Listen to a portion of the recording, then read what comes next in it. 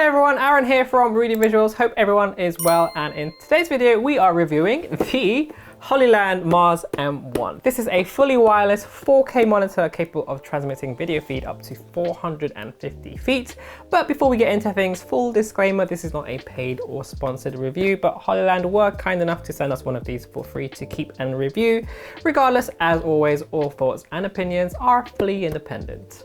So assuming you're watching this as a videographer, you're probably familiar with monitors and wireless video transmitters.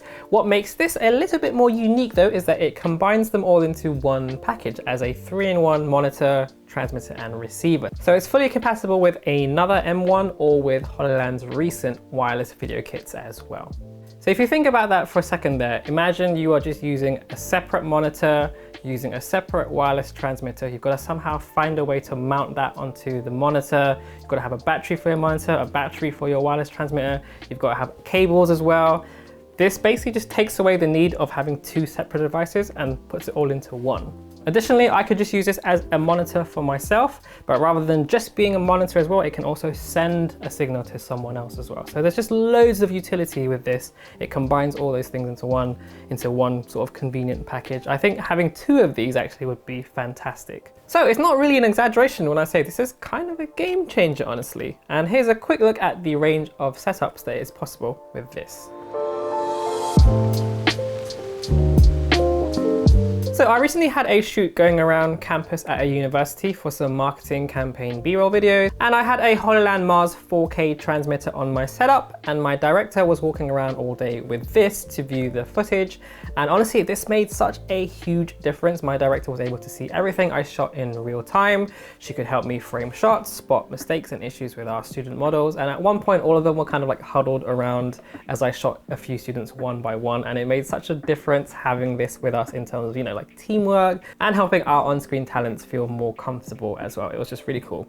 Now, one of these will set you back around £560 in the UK, so it's not cheap, but certainly competitive if you look at some of the other options on the market out there that are doing similar kinds of things. The price is also reflected in the build quality. We reviewed plenty of monitors on this channel, and to be fair, most of them do just feel like plastic lunchboxes.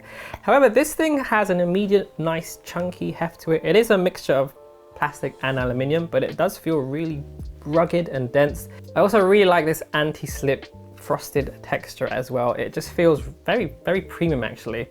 And inside the box, you'll find everything shown here.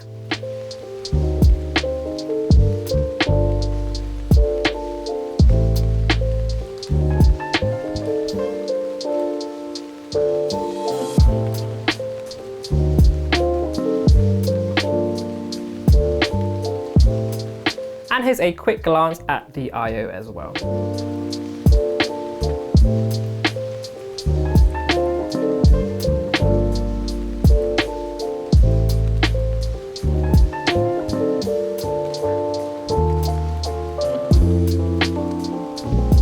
Now, the Mars M1 can receive video signals via HDMI up to 4K 30 frames per second and can output 1080p 60 frames per second via HDMI and SDI, which for the vast majority of shooters is perfectly fine. Now, the screen itself is 5.5 inches with touchscreen functionality and has a resolution of 1920 by 1080. It's color calibrated using the Rec 709 color space and has a max brightness of 1000 nits.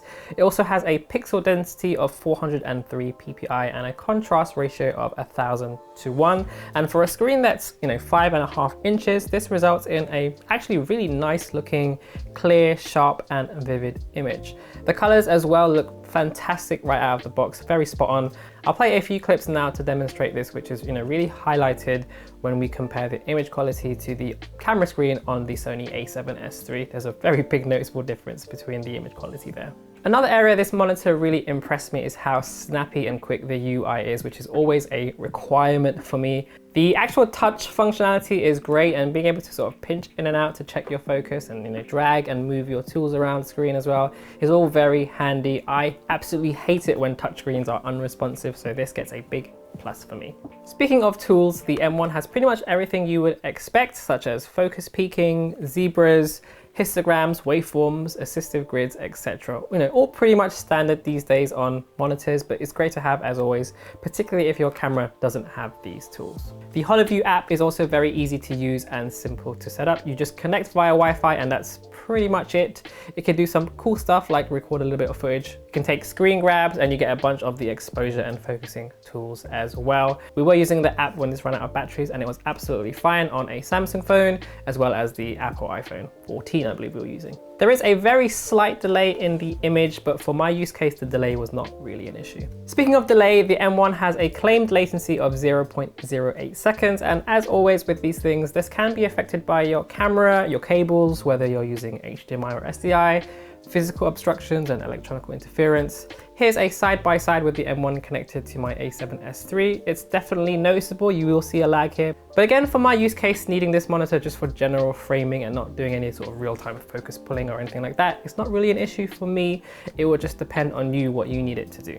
As for the range, as mentioned earlier, this can work up to 450 feet, which is around 150 meters. Now that's with a clean line of sight. So again, your mileage may vary.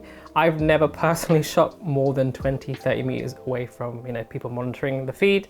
And in our testing, we were able to get a clean signal right up to around the 140-ish mark. Now, in terms of issues, personally, I found that the monitor was not the brightest, so it may not be ideal for shooting in like really bright sunlight.